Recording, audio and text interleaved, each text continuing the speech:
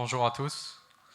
Donc, bienvenue à tous. Au nom du bureau du Club des jeunes néphrologues algériens, je vous souhaite la bienvenue. On est très content et ravis de vous accueillir aujourd'hui pour cette troisième journée scientifique sur le thème de la lithiase rénale. Donc, la lithiase rénale dans tous ses états. Cette journée fait suite à deux autres journées qui ont été faites à Sétif et à Betna, suite à l'interruption momentanée avec la pandémie Covid. Donc, je fais une petite présentation du bureau actuel du Club des jeunes néphrologues algériens. Dr Losfar Alaeddin, président. Dr Benranem Mohamed, vice-président. Dr Arfa Mohamed Amin, secrétaire général. Dr Khaloufi Hicham, secrétaire général adjoint. Mohamed, trésorier. Et Dr Turki Zakaria comme trésorier adjoint. Donc le bureau a été élu depuis 2019. On a eu 2 années difficiles, c'était les années du Covid où on a fait très peu d'événements, mis à part la journée de sensibilisation, la journée mondiale du Rhin. Voilà, donc bienvenue à tous. On remercie nos sponsors, notre partenaire IMC qui est toujours présent, ainsi que les laboratoires Jules Favre, Frater Azès et Vino Algérie. Alors, donc on va parler de la lithiase rénale. Pourquoi le choix de la lithiase rénale? Donc tout simplement parce que c'est une pathologie très fréquente, ça touche 10% de la population générale, avec un risque de récidive d'un tiers de ces 10% dans les 5 ans. C'est une pathologie qui est pourvoyeuse d'insuffisance rénale chronique terminale. Donc on voit la répartition mondiale. C'est une pathologie dite des sociétés abondantes, c'est-à-dire où le niveau de vie est assez élevé. Mais on remarque les dernières années qu'il y a un regain de cette pathologie au niveau des pays en voie de développement. Il n'y a pas beaucoup d'études sur le sujet, malheureusement. Il y a quelques chiffres que j'ai pu avoir dans mes recherches. Donc en tout, j'ai trouvé 4 études sur le sujet. On voit que c'est une pathologie qui touche le sujet jeune, de préférence, le plus souvent. Elle touche l'homme plus que la femme, avec des sex ratios qui peuvent aller jusqu'à 2. Quel est le type de lithiase le plus fréquent? Donc c'est la lithiase oxalocalcique. Le siège le plus fréquent, c'est le haut appareil urinaire. Et on voit que la méthode de recueil du calcul, au cours de ces études, c'était suite à une chirurgie classique. Donc on voit qu'il n'y a pas beaucoup de recours à les méthodes récentes d'endoscopie, etc.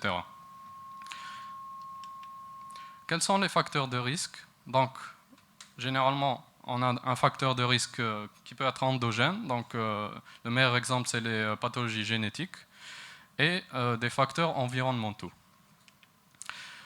Pour introduire cette journée, j'ai trouvé intéressant de parler de quelques cas cliniques, comme ça brièvement, mais qui illustrent bien l'importance de la chose et les dégâts que peuvent engendrer des maladies lithiasiques. Donc le meilleur exemple, c'était de prendre des patients en préparation à la greffe rénale. Donc j'ai quelques cas. Le premier, c'est une dame de 25 ans, issue d'un mariage consanguin, avec des antécédents familiaux, une sœur dialysée, avec notion de maladie lithiasique, un frère décédé dans un tableau infectieux. Donc les antécédents personnels, c'était une histoire de lithiase rénale à droite, dès l'âge de 4 ans.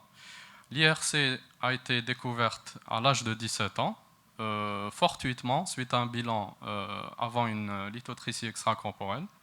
Elle a développé de l'HT à l'âge de 20 ans et elle a fini en IRCT anurique.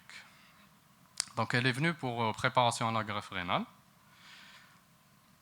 L'ASP retrouve une lithiase du rein droit. Le bilan biologique ne retrouvait pas grand-chose, mis à part une hyperparathyroïdie secondaire à son insuffisance rénale. L'oxalémie était élevée, mais il y avait l'insuffisance rénale chronique terminale.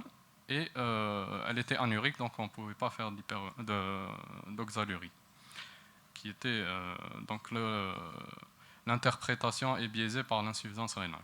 Donc l'ATDM objective une macrolithiase de 16 mm avec une densité de 1000, et on fait une étude génétique pour rechercher une mutation du gène AGT. Donc finalement, il revient positif et c'est une oxalose. Malheureusement, l'oxalose ne peut être greffée du rein seulement. On sait qu'on doit greffer le foie et le rein en même temps.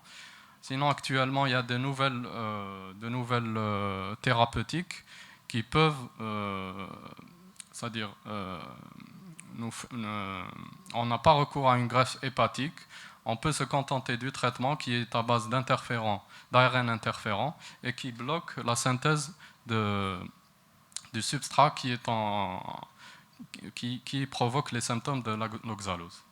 Donc, deuxième cas, c'est un homme de 21 ans, antécédents familiaux d'une sœur hémodialysée à l'âge de 23 ans et décédée à l'âge de 27 ans, antécédent de lithiase rénale droite depuis l'âge de 12 ans.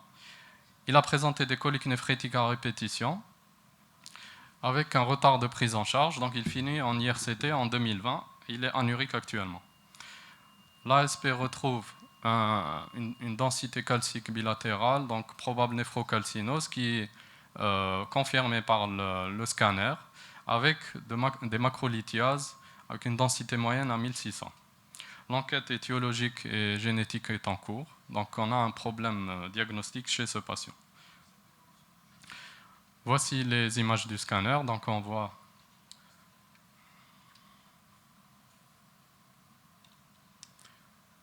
la néphrocalcinose, les reconstructions 3D et la macrolithiase ici. Troisième cas rapidement, donc c'est un monsieur de 41 ans, antécédent d'hématurie macroscopique en 2015, non exploré, pas d'antécédents familiaux. Il fait une IRA obstructive sur une macrolithiase à gauche. Une néphrostomie est tentée, mais suite à l'échec, il évolue vers l'insuffisance rénale chronique terminale en septembre 2019. Donc l'ASP retrouve, c'est des lithiases coralliformes bilatérales avec, on voit ici, des lithiases de stase.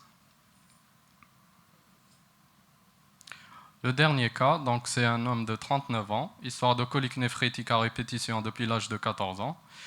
Il y a notion d'émission d'un calcul urinaire à l'âge de 20 ans, antécédent tuberculose pulmonaire en 2009, mise en place d'une sonde WJ, mais qui n'a pas réglé le problème. Il évolue vers l'IRCT en 2017. Donc voici l'imagerie. Donc il y a une lithiase coralliforme à droite, et le scanner confirme la chose.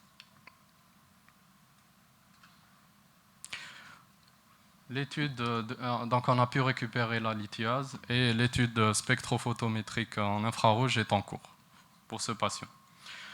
Donc voilà le genre de cas qu'on voit pratiquement quotidiennement. Ça témoigne d'une errance diagnostique le plus souvent, d'un retard de prise en charge, le plus souvent aussi l'enquête étiologique n'est pas faite à temps, et donc ils évoluent vers l'insuffisance rénale terminale. Donc ça sera tout pour moi, merci.